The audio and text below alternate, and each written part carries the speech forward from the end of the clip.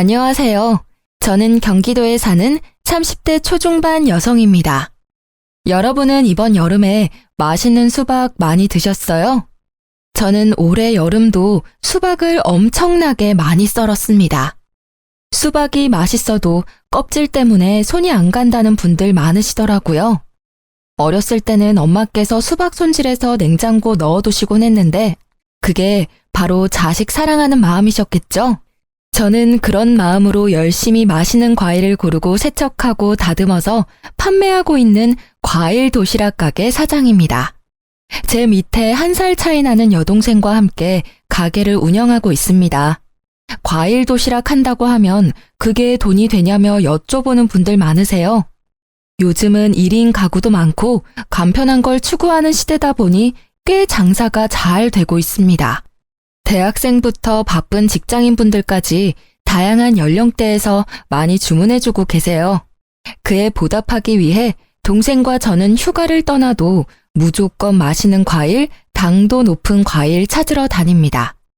그렇게 저희 자매가 적은 돈으로 창업한 게 대박나서 가게 때문에 진 빚은 따로 없어요.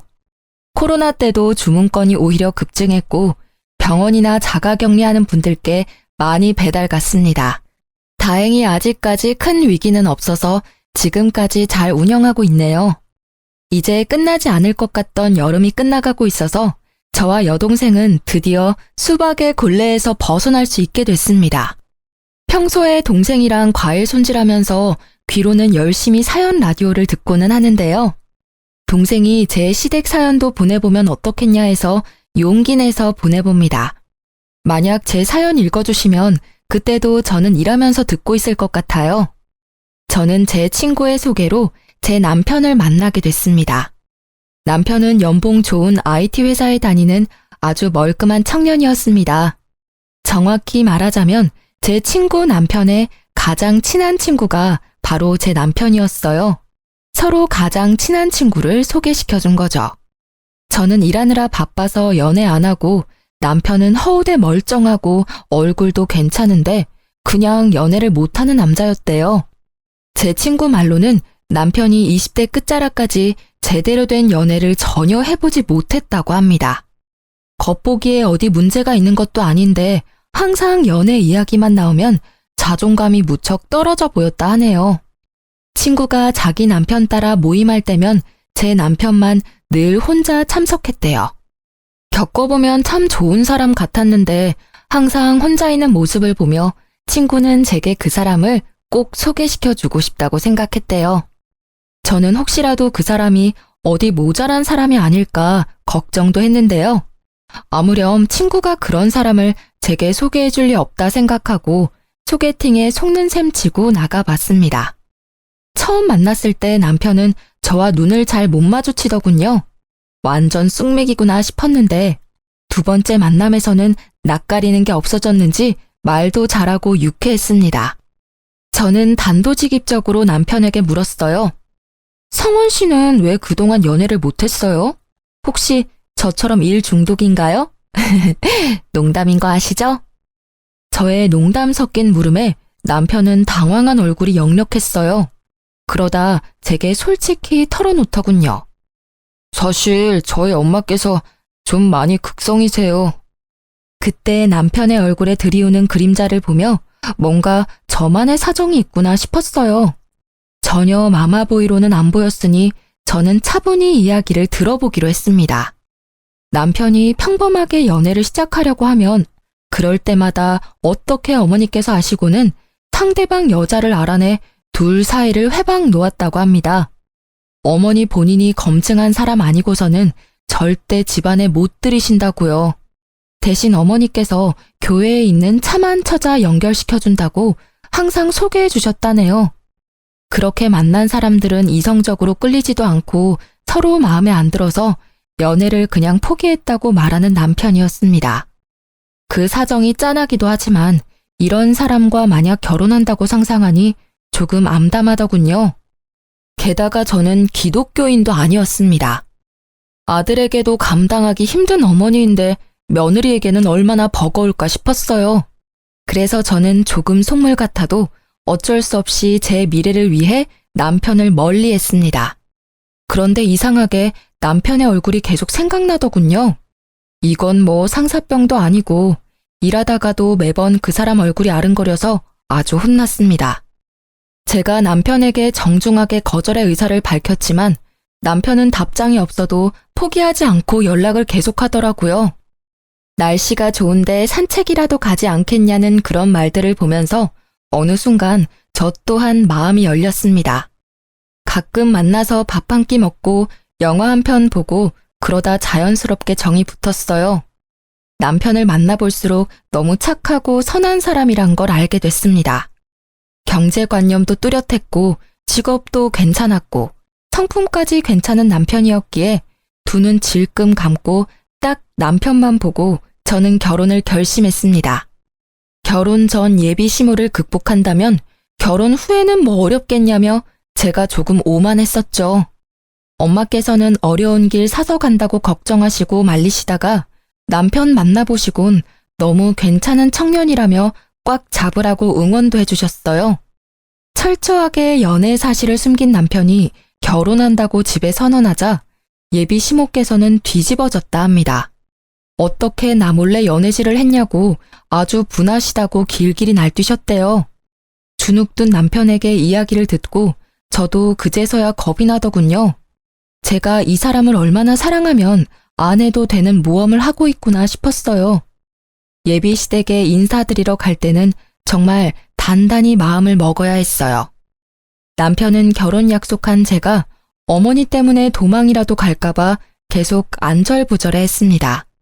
저는 그런 남편을 안심시키고 스스로 마인드 컨트롤했고요.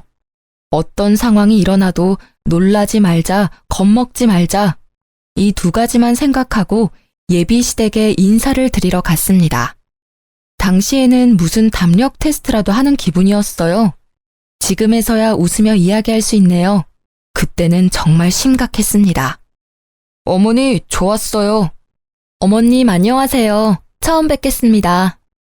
예비 시모는 남편을 한번 휙 노려보시더니 이내 제게 말씀하셨어요. 그래요. 종교는 있고? 아, 어머님, 저는 무교입니다.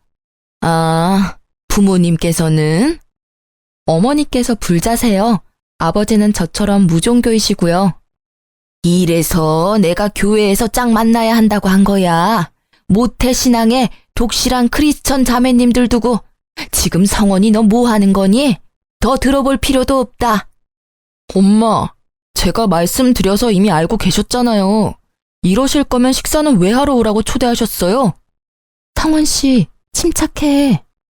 저는 눈물이 그렁그렁한 남편을 진정시키고 말했습니다. 어머님, 성원 씨랑 저 서로 많이 사랑하고 있습니다. 이왕 여기까지 초대해 주셨으니까 조금만 예쁘게 봐주시면 안 될까요? 종교랑 무관하게 저 평생 모난 행동 하지 않고 올바르게 살았어요. 그래요? 뭐 그럼 초대했으니 맛있는 음식이라도 대접해야지. 배고프니 먹으면서 마저 이야기하자. 예비 시모는 벼란간 코웃음을 치며 갑자기 부엌에서 봉투를 들고 와서 식탁에 거칠게 내려놓았습니다. 영수증이 붙은 봉지를 보니 딱 봐도 배달 음식이었어요. 어머니, 배달시키셨어요? 아, 저희 같이 처음 인사드리는 자리인데 제가 밖에서 모시겠다고 했을 때 거절하시더니 도대체 왜 이러세요? 내가 뭘? 아가씨, 내가 배달 음식 시켜서 기분 나빠? 저는 그때 남편을 꼭 붙잡고 괜찮다며 등을 다독였습니다. 집에 초대해놓고 배달 음식 시켜놓고 기다린 예비 시모, 여러분이 보시기엔 어떠신가요? 머저리같이 거기서 또 먹었냐고 저는 엄마께 등짝을 맞기는 했어요. 하지만 기싸움하는 예비 시모께 지고 싶지는 않더라고요. 이대로 포기하면 제가 사랑하는 사람이 평생 이 굴레에서 벗어날 수 없겠구나 싶었거든요. 남편이 워낙 순한 사람이고 어렸을 때부터 엄한 어머님께 혼나면서 자라서 그런지 어머님 호통에 몸부터 굳더라고요. 상원 씨, 나 괜찮아. 냄새가 좋네요, 어머님. 땡땡 갈비찜이네요. 저 여기 갈비찜 되게 좋아해요. 배달이든 아니든 뭐가 중요해요? 어머님께서 직접 저 생각해서 메뉴 고르고 주문하신 건데. 맛있게 잘 먹겠습니다. 저는 속으로 그나마 치킨 아닌 게 어디냐며 갈비찜을 아주 맛있게 먹었습니다. 배달 음식이긴 하지만 그래도 갈비를 시키셨네 하고 머릿속을 긍정적인 생각으로 가득 채우려고 노력했죠. 제가 세상 구김살 없이 굴자 예비 남편과 함께 당황하던 예비 시모였어요.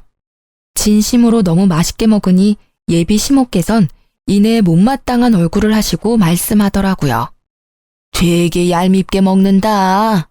복스럽게 먹는 거랑 얄밉게 먹는 건 달라요. 잘 먹는 거 보기 좋은 사람이 있고 아닌 사람이 있어. 아가씨는 그 후자에 해당하네. 체중도 좀 나가 보이는데 적당히 먹어요. 그리고 보니까 고급 입맛은 아니네. 그나마 아무거나 잘 먹어서 다행이야. 내 아들 등골 휘지는 않겠어. 네, 저 어머님이랑 입맛 비슷한가 봐요. 맛있네요. 맛집이라 시켜주신 거 아닌가요? 뭐? 아이고 참나. 내 아들이 괜찮은 교회 처자들을 다 거절해서 이제 마땅히 소개시켜줄 사람 없어 너 허락한 거야. 어디 네가 마음에 들어서 부른 줄 아니? 머리 꽃단 사람처럼 실실 웃지 마라. 보기 좀 그렇다. 선 넘는 예비 시모의 말에 속이 뒤집어져 저도 웃으며 말씀드렸습니다. 네, 저도 다른 건 안 보고 이 사람 하나만 보고 결혼하는 거예요. 뭐? 그게 무슨 뜻이냐? 네? 어머님, 아무 뜻 없어요. 하고 예비 시모의 심기를 은근히 긁어드렸어요. 지지 않는 제 태도에 의외로 예비 시모는 괴롭히는 재미도 없는지 더 이상 안 건드리더라고요. 무사히 식사를 끝내고 남편은 어머니 대신 미안하다고 제게 얼마나 사과했는지 몰라요. 예비 남편 말 들어보니 시모께서는 원래 종교가 없었는데 나이 들어 기독교에 푹 빠지셨다고 해요.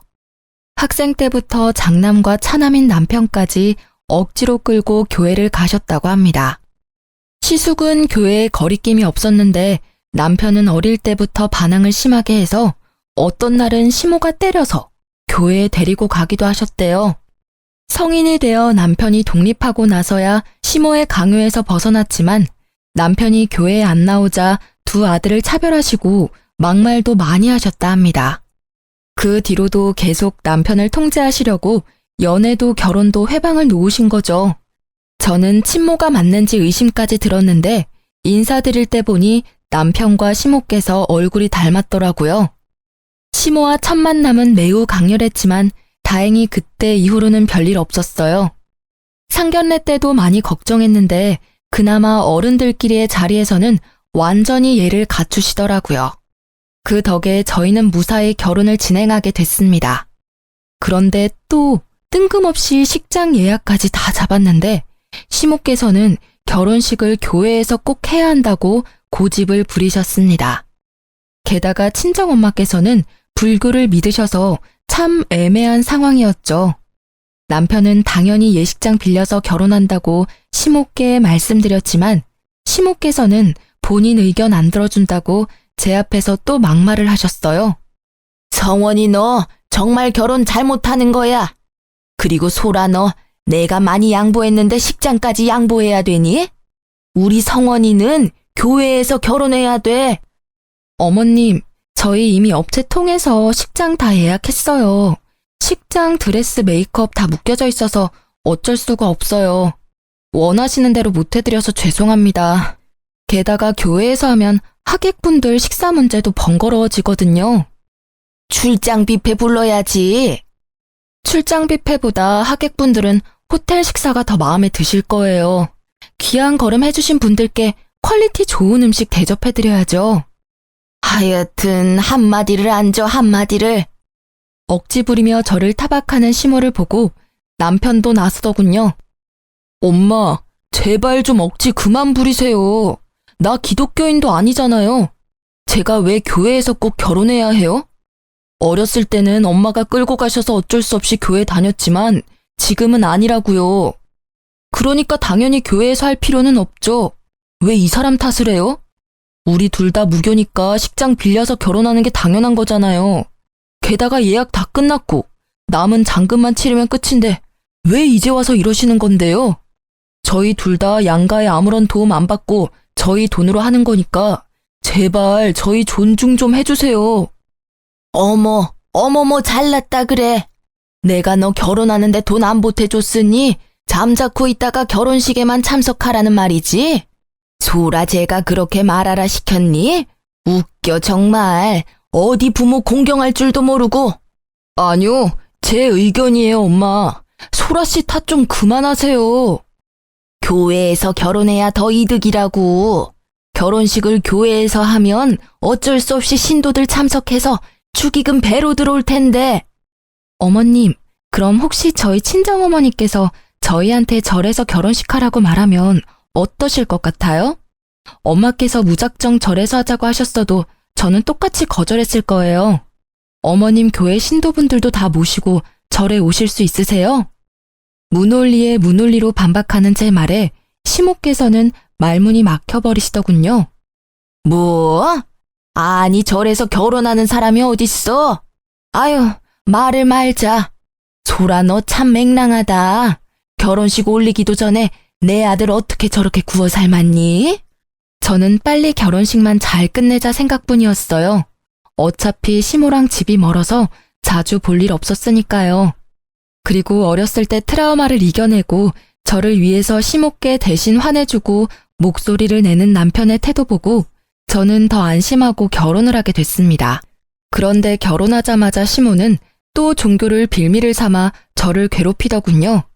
어머님과 시숙네 가족들은 기독교인이 처남이 제사를 다 지내야 한다며 저를 부르셔서 제사 음식 마련을 하셨죠.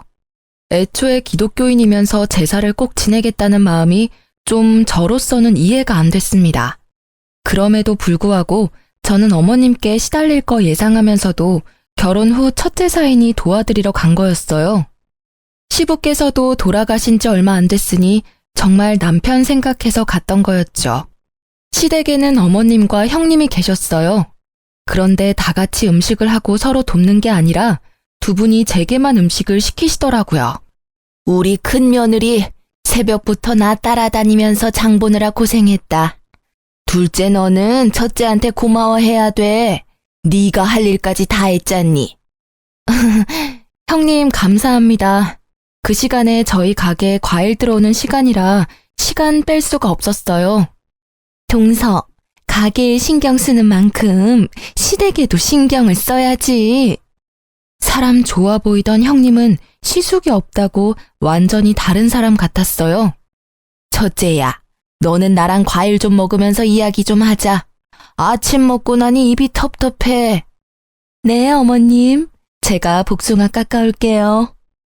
형님과 시모는 제가 가게에서 가져온 과일들을 둘이서만 먹으면서 제게는 일만 시키시더라고요. 과일 잘 먹겠다는 말 한마디 없이요. 장 보는 것도 일이니 그거 못 도와드려서 죽을 죄를 지었네요. 하며 속으로 투덜거렸지만 저는 겉으로는 티 안 내고 열심히 전을 부쳤습니다. 전만 부쳤을까요? 이거 해라 저거 해라 소파에서 명령하는 형님과 시모의 행동에 저는 너무 놀랐어요. 남편이 있을 때야 저도 시모께 지지 않으려 말대꾸했지만 남편 없는 곳에서는 혼자라서 뭐라 말대꾸도 잘 못했거든요. 그땐 더 어리기도 했고 저만 외톨이인 그 상황이 좀 무서웠어요. 알겠다고 웃다가 저는 미소도 말도 잃고 묵묵히 일했습니다. 좀 도와달라고 했는데 외면하고 둘이서 저를 따돌리는 모습을 보면서 사진도 틈틈이 찍어 놓으면서 제사 음식을 마련했습니다. 저도 참 독하죠. 애초에 제가 이 정도로 안 독했으면 남편이랑 결혼 생각도 못했을 거예요. 사진이랑 동영상 찍어서 증거를 남겨놔야 다음에는 두 사람이 저를 안 괴롭힐 것 같았거든요. 두 사람은 뭐가 그렇게 마음에 안 드는 건지 제가 열심히 꼭두각시 인형처럼 일하고 있는데도 저를 비난하더라고요. 동서는 과일 깎아서 파는 게 뭐가 돈이 된다고 동생까지 끼고 그런 헛짓거리를 하고 있어? 그게 돈 뭐 얼마나 번다고. 아휴, 그냥 차라리 우리네가 용돈 줄 테니 여기서 어머님 모시면서 살아. 그러니까 말이다. 나는 처음에 뭔 도시락 가게를 한 데서 뭐 그러려니 했는데 과일 도시락이라 해서 얼마나 웃었는지 모른다. 대학까지 나온 애가 한심하게 왜 저러고 있는 건지. 며느리 뭐 하냐고 신도들이 물으면 말하기 참 그래. 차라리 너처럼 전업주부면 몰라. 저는 고무장갑을 빼고 두 사람에게 다가갔습니다. 저 가게일 제쳐두고 와서 종일 혼자서 음식 장만했는데 말씀이 심하시네요. 어머, 일하다가 말고 뭐 하는 거야? 화났다 뭐 이거야? 동서 일한 거 어련히 수고비 안 챙겨줄까? 수고비 안 챙겨주셔도 저 충분히 많이 벌어요. 돈이 문제가 아니라요. 사람 불러놓고 이러는 거 아니죠. 아까 중국집 배달 왔을 때도 저 많이 참았어요. 먹어보란 말도 없이 두 분이서 탕수육 드시고 저는 남은 자장면 불어 터진 거 먹으라고 주고 가셨잖아요. 저 이런 취급 당하려고 온 거 아니에요. 좋은 마음으로 도와드리러 왔는데 두 분 아무리 저보다 윗 어른이시라지만 이게 무슨 경우예요? 공경도 할 만해야 공경하죠. 도저히 못 참겠네요. 제 행동에 시모와 형님은 벙쪄 있었고 그때 마침 남편이 도착했어요. 이게 다 무슨 말이야? 저는 남편을 보자 눈물이 앞을 가렸고 시댁 작은 방에서 잠시 남편을 붙잡고 이야기했습니다. 남편이 무슨 일이냐며 달래주고 저는 종일 있었던 일 말하며 찍었던 사진들과 동영상도 보여줬습니다. 나 오늘 충분히 할 만큼 했어. 아니, 나 지금껏 충분히 노력했어. 이제 당신 어머니 진절머리 나. 오늘은 형님까지 합세하셔서 내가 오늘 얼마나 비참했는지 당신은 몰라. 형님이랑 어머님? 자기들끼리 탕수육에 잔치 벌이고 나는 일 다하고 불어터진 자장면 주더라. 내가 아무리 독한 마음 가져볼래도 너무 서럽더라. 나 당신 하나만 보고 결혼했는데 막상 하고 나니 너무 힘들다. 이제 겨우 시작인데 내가 앞으로 버틸 수 있을지 모르겠어. 여보, 이런 취급받게 해서 너무 미안해. 이게 다 내가 못나서 일어난 일이야. 집에 가자. 다신 여기 안 와도 돼. 남편은 제 손을 잡고 작은 방에서 나와 시댁 거실 중앙에 섰습니다. 남편이 뭐라 말하기도 전에 시모가 먼저 말을 꺼냈습니다. 또 저 건방지다고 할 줄 알았는데 이번엔 또 다르게 저를 골리시더라고요. 우리 작은 며느리 손맛이 아주 좋아. 성원이 넌 결혼 잘했다. 앞으로는 소라가 전적으로 오늘처럼 시댁 제사, 시댁 행사 음식하면 되겠어. 저는 앞치마를 벗어던지고 말했어요. 온 가족이 함께 하는 것도 아니고 어떻게 막내 며느리한테 일을 다 떠넘기실 생각만 하세요? 어머님 정말 실망이에요. 이 정도일 줄은 몰랐습니다. 저 이제 어머님이랑 잘 지내보려고 노력 안 할 거예요. 아니, 저 대드는 것 좀 봐라. 저 맹랑한 것. 기분 안 상한 척 늘 빙구처럼 실실 웃더니 이제야 본색을 드러내네. 성원아, 너도 봤지? 남편은 그런 시모를 쳐다보지도 않은 채 외면하며 말했습니다. 오늘부로 저 이 집 사람 아닙니다. 딱 이 한마디만 했을 뿐인데 남편의 선언에 시모는 뒷목을 잡으면서 쓰러지는 신용을 하더라고요. 남편에게 불쌍한 척했지만 남편은 냉정하게 굴었습니다. 이 사람 종처럼 부려먹으니까 이제 속이 시원하세요? 저 다신 이 집에 안 와요. 어머니, 이제 이렇게 부를 일도 없어요. 다신 제 얼굴 볼 생각하지 마세요. 그리고 형수님, 결혼 막 하셨을 때 제가 옆에서 얼마나 도와드렸어요. 저 생각해서라도 이 사람한테 그러시면 안 됐죠. 아유, 서방님, 저는 동서가 미워서 그런 게 아니라 어머님께서 그러시자 하시니 뜻을 따른 것뿐이에요. 악의는 없었어요. 넌 지금 내 편을 들어야지. 말을 그런 식으로 하면 어떡해? 어머님, 그게 아니라. 다들 이렇게 서서 뭐 하세요? 마침 도착한 아주버님은 사태 파악하시느라 정신 없어 보였네요. 형, 나 형도 안 볼 거야. 우리 가족 이제 제발 인연 끊고 살자. 형이 어머니 모시고 잘 살아봐. 난 진짜 더는 못해. 뒤늦게 도착한 시숙에게 인연 끊자는 남편을 보고 시모께서는 어디 장남한테 말을 그따위로 하냐고 되려 화를 내셨어요. 너 어디 네 형한테 그따위로 말해? 감히 우리 장남한테? 어머니, 저 생활비도 이제 안 보낼 테니까 그렇게 하세요. 냉정하게 말하는 남편의 말에 시모는 코웃음을 치셨죠. 남편이 시모께 생활비를 보탠지는 저도 잘 몰랐습니다. 각자의 수입은 각자 관리하고 생활비만 각출해서 썼으니까요. 생활비는 우리 장남이 주고 있는데 넌 무슨 헛소리냐? 임마, 당장 네가 안 도와주면 어떡해. 엄마, 뭘 어떻게 하셨음 순하디 순한 성원이 입에서 저런 말이 나와요? 지난 몇 개월간 성원이가 엄마 생활비 드린 거라고요. 남편과 시숙의 대화는 이상하게 흘러갔습니다. 들어보니 시숙께서는 다니던 회사에서 정리해고를 당하셨고 형님과 시모께 차마 말도 못 꺼낸 채 매일 회사에 출근하는 척 했던 거예요.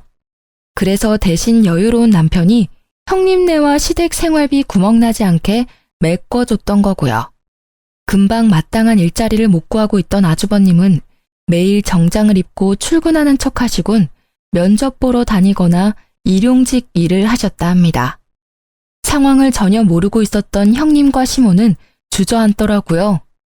아주버님은 어머님께 쓴소리를 하다가 이내 형님에게 왜 섣불리 행동했냐며 큰 소리를 내고 말았습니다. 당신은 엄마가 아무리 그러시자 해도 당신까지 그러면 안 되지. 당신도 결혼할 때도 똑같이 겪었으면서 그때 내 동생이 얼마나 당신 편 들어줬어. 은혜를 갚지는 못해도 이렇게 뒤통수 치면 안 되지. 형님은 바로 깨갱하며 잘못했다고 용서를 구했죠. 미안해, 동서. 내가 생각이 짧았어.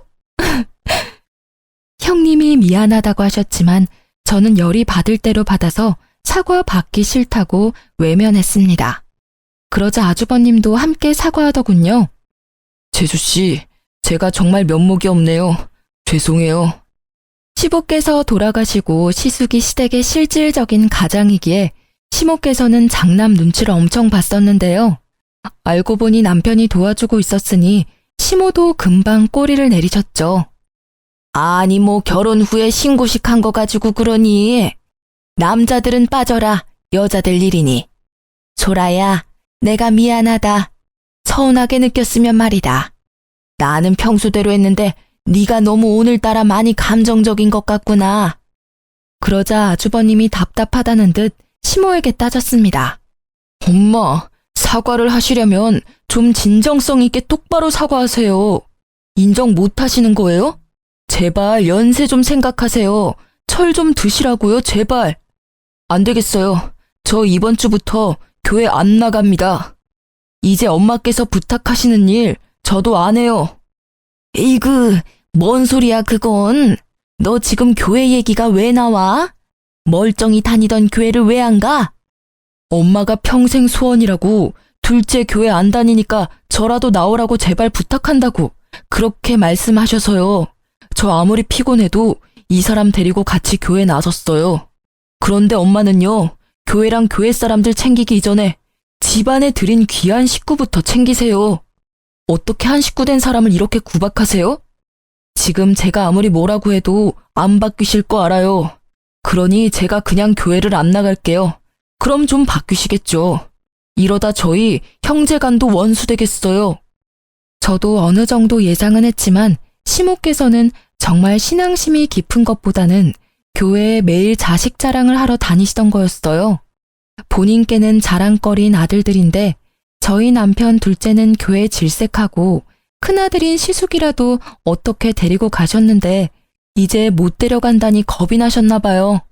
시모는 갑자기 울먹거리곤 잘못했다고 남편에게 용서를 구하기 시작했습니다. 차마 그 모습을 지켜보기도 그렇고 그렇다고 어머님의 진심 없는 사과를 받고 싶지도 않아서 저와 남편은 함께 집으로 돌아갔습니다. 그날 누구의 사과도 받아들이지 않고 시댁을 벗어났죠. 그러니 저와 남편에게 매일같이 미안하다고 3명에게 번갈아 가며 연락이 왔습니다. 남편은 이참에 번호를 바꾸자고까지 말했어요. 저뿐만 아니라 긴 세월 남편 가슴에도 단단히 응어리가 져 있었던 것 같습니다. 그렇게 연락을 끊고 지내니 회복은 빠르게 되더군요. 저와 남편은 굳이 그날 일과 시댁 관련 일은 서로 말 꺼내지 않았어요. 그런데 어느 날 가게에서 찾아온 시숙과 형님, 그리고 시모를 보는데 그날 기억이 떠오르면서 트라우마가 생길 것 같더군요. 다행히 가게에는 저보다 더 기센 여동생이 함께 있었습니다. 안녕하세요. 어머, 다들 갑자기 어쩐 일이세요? 제 동생은 이미 제게 들어 사정을 다 알고 있었지만 밝은 얼굴로 시댁 식구들께 인사했고 저는 인사도 하지 않은 채 조용히 과일을 세척하고 있었습니다. 이 나이 먹고 내가 며느리한테 사과하러 여기까지 왔어요. 그런데 아무리 서운하다 해도 어른이 왔는데 눈길도 안 주고 인사도 안 하네요. 여전히 말을 밉게 하는 시모와 옆에서 눈치만 보고 있는 형님 대신 아주버님이 한마디 하셨어요. 사과하러 왔는데 엄마 여기서도 심술 부릴 거예요? 아, 그래, 사과하자고. 얼른 하고 가자고. 그러자 제 동생은 별안간 웃음이 빵 터져서 웃었어요. 사돈 처녀는 뭐가 그렇게 웃겨서 어른 두고 그렇게 웃음이 터졌어요? 어머, 죄송해요. 제 가게에서 제가 웃는 것도 맘대로 못 웃는 거죠? 사과하시러 오신 건 맞으세요? 그럼 말로만 사과하시면 안 되죠. 언니, 먼저 퇴근해. 응? 언니 종일 부려먹은 거 사과하고 싶으시다잖아. 내가 기회는 드려야지. 언니는 그만 들어가 봐. 자자, 이럴 시간이 없어요. 얼른 앞치마들 하시고요. 제가 매뉴얼 설명 드릴 테니 그렇게만 하시면 문제 없습니다. 위생모 써주시고요. 당황해하는 시댁 식구들께 동생은 위생모와 앞치마를 내밀고 형님과 시숙은 말없이 착용하더라고요. 반면 시모는 눈에 쌍심지를 켜셨죠. 사돈 처녀, 지금 뭐 하자는 거야? 내가 사과 안 됐지 일하러 왔댔어? 니들은 또 왜 그걸 하고 있어? 얼른 벗어. 어쩌죠? 말로 하시는 사과는 별로 안 받고 싶은데 왜 진심도 없는 사과를 자꾸 하세요? 저희 언니가 받기 싫다잖아요. 근데 그때 저희 언니 무임금으로 부려먹으신 건 갚으셔야죠, 사돈 어르신. 제 동생은 저를 조기 퇴근시키고 기어코 시숙, 형님 그리고 시모께 가게 일을 시켰습니다. 저희가 가게는 조그맣지만 하루에 한 트럭 과일이 배송 오면 다 정리하고 세척하고 다듬는 게 시간이 많이 걸려요. 시모는 아들들이랑 화해는 하고 싶으니 마지못해 일을 하기 시작했죠. 동생은 자기보다 나이 많으신 제 시댁 식구들에게 야무지게 일을 시켰대요. 이거 이렇게 힘들다고 던지시면 과일 흠집 나요. 아유, 입으로 들어가면 다 똑같지. 이제 흠집 날 때마다 그 과일은 개인 사비로 구매하셔야 돼요. 제가 계속 지켜보고 있으니까 과일 던지지 마세요, 절대. 코딱지만한 가게에 웬 과일이 이렇게 많아? 시모는 투덜거리면서도 나름 열심히 가게 일을 도우셨다 합니다. 시숙과 형님은 의외로 실수 없이 묵묵하게 일을 잘하셨대요. 온종일 시달려도 일이 끝나질 않자 시모께서는 도망가려 했다네요. 어디 가세요? 아니, 사돈 처녀, 내가 급하게 일이 생겨서. 하시던 일은 다 마무리하셔야죠. 드실 점심도 이미 시켰는데요. 아이고, 사돈 어르신, 퇴근은 아직 멀었습니다. 얼른 다시 들어가 주세요. 시모는 입을 삐죽거리며 다시 일하러 들어가고 형님과 시숙은 군말 없이 열심히 땀까지 삐질거리며 도우셨다고 합니다. 오후 5시까지 일을 시킨 동생은 오늘은 일당이 없다고 얘기했다고 합니다. 시숙과 형님은 알겠다고 고개를 끄덕이고 어머님께서는 분하다고 망고를 몇 개 챙겨가시더래요. 분하다고요. 그렇게 저 대신 동생이 야무지게 복수해줬네요. 동생이 적당히 시댁 식구들 돌려보낼 줄 알았는데 전에 저 오는 것 보고 마음이 많이 쓰였었나 봐요. 그런데 시숙과 형님께서는 내일도 오면 안 되냐고, 내일은 돈 줄 거냐고 여쭤보셨대요. 일손 부족하면 돕겠다고요. 이쯤 하셨음 언니도 마음 풀렸을 거예요. 잘 말씀드릴게요. 내일은 안 오셔도 돼요. 저도 티는 안 냈지만 불편했거든요. 오늘 아무쪼록 고생 많으셨습니다. 드시고 싶은 과일 몇 개 챙겨가세요. 돈은 못 드리지만요. 여기 장사가 되게 잘 되네요. 아침에 들어온 과일들 거의 다 나갔잖아요. 둘이 일하시기엔 너무 일이 힘들 것 같아요. 저희가 도울게요. 말씀드리기 좀 그렇지만 저희 남편 아직까지 실직 상태라 형편이 좀 어려워요. 도울 수 있는 일 있으면 도우면 안 될까요? 그리고 전에 동서한테 함부로 말해서 진짜 미안했다고 사과 좀 전해줄래요?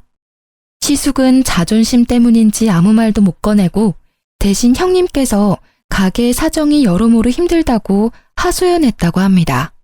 저희 동생은 냉정한 편이라 얄짤없이 다 큰 분들이 알아서 일자리 구하시라고 쫓아냈다고 합니다. 동생도 형님이 이때까지 제 욕을 어떻게 했는지 저를 통해 다 들었으니까요. 갑자기 장사 잘 되는 거 보고 혹해서 태도 바뀌는 게 아닐 것 같겠죠. 다음 날도 또 찾아와서 일하셔도 돈 못 준다 하니 형님 내외는 돈을 주지 않아도 되니 일만 시켜달라고 넙죽 엎드리더라고요. 저는 깜짝 놀라 이러들 나시라고 했죠. 왜 이러시는 거예요? 저 마음 정말 불편해요. 재수씨, 저희 일 좀 가르쳐주면 안 돼요? 난데없이 가게 일을 배우겠다고 하시는 시숙과 형님의 말에 저는 적잖이 당황했습니다. 자식들은 커가고 이 나이에 새로 취직하는 것도 너무 어렵네요. 재수씨, 이유 좀 낼 생각 없어요? 정말 염치 없지만 좀 도와주세요, 재수씨. 동서, 내가 진짜 잘못했어. 죽을 죄를 졌어. 한 번만 봐주라, 응? 2호점을 낼 생각도 누군가에게 저희 사업 비법을 전수할 생각도 하지 못했는데 아주버님이 저희 가게랑 상권이 너무 메리트 있다는 말을 하시며 애원하는데 제 돈 드는 것도 아니고 속도 없이 또 도와드리게 됐습니다. 사실 제가 도와드렸다 하지만 동생이랑 저는 두 분이 계시니 쉬는 시간이 더 늘어서 한편으로는 좋기도 했습니다. 가게가 좁아서 4명이나 있기엔 비좁았고 2호점을 내기 전까지만 저는 일을 쉬고 제 동생의 진두지휘 아래 아주버님 내외가 저희 가게에서 함께 일을 시작했습니다. 그렇게 두 분이 2달 가까이 치열하게 배우셨고 저는 그만큼 월급도 든든하게 챙겨드렸습니다. 저는 두 분이 가게에 계신 덕분에 시간이 나서 여행도 다녀왔습니다. 제가 가게에 복귀하고 더 이상 일손은 필요 없다고 말씀드리니 이때까지 정말 고마웠다며 그동안 몸은 힘들어도 일 배우는 게 너무 행복했었다고 하더라고요. 그렇지만 아직도 제가 화난 줄 알고 더 이상 갈 곳이 없어졌다며 앞날을 걱정하더라고요. 아니, 여기에서 두 분 충분히 가르쳐드렸잖아요. 이제 2호점 오픈하셔야죠. 그 동네에 오픈하실 수 있게 도와드린다니까요.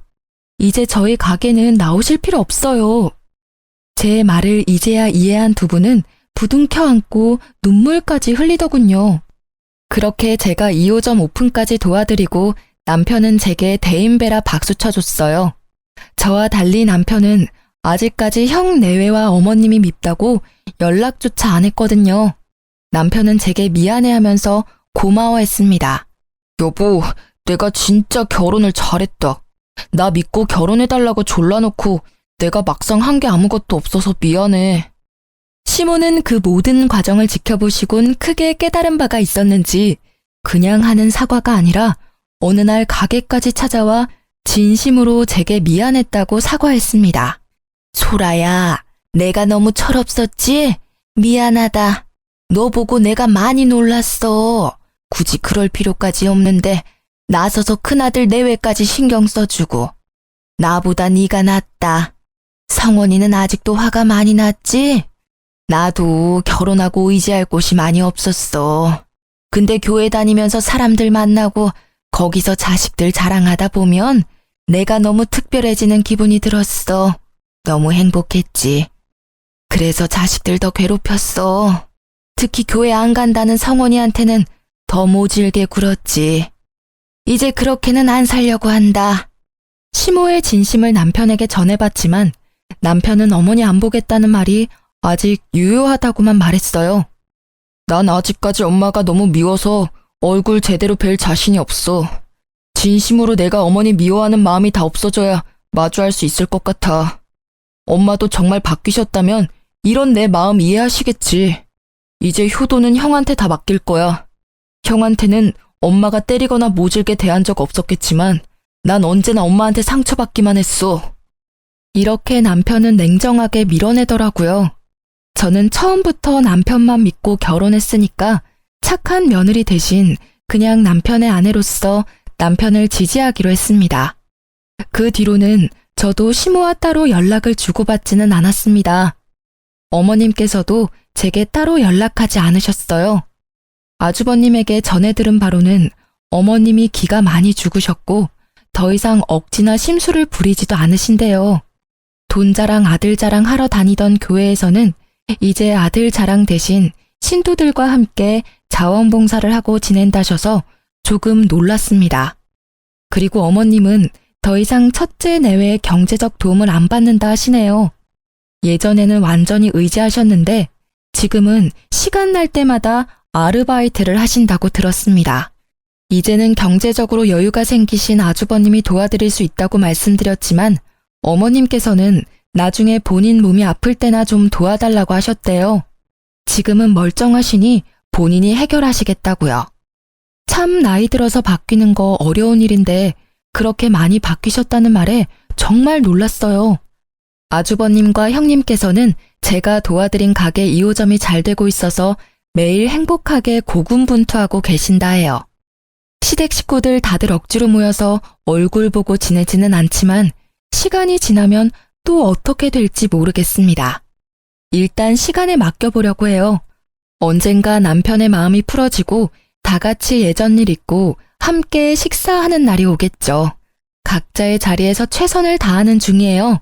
저도 그때까지는 남편의 뜻을 존중하려 합니다. 지금까지 제 긴 사연 들어주셔서 감사합니다.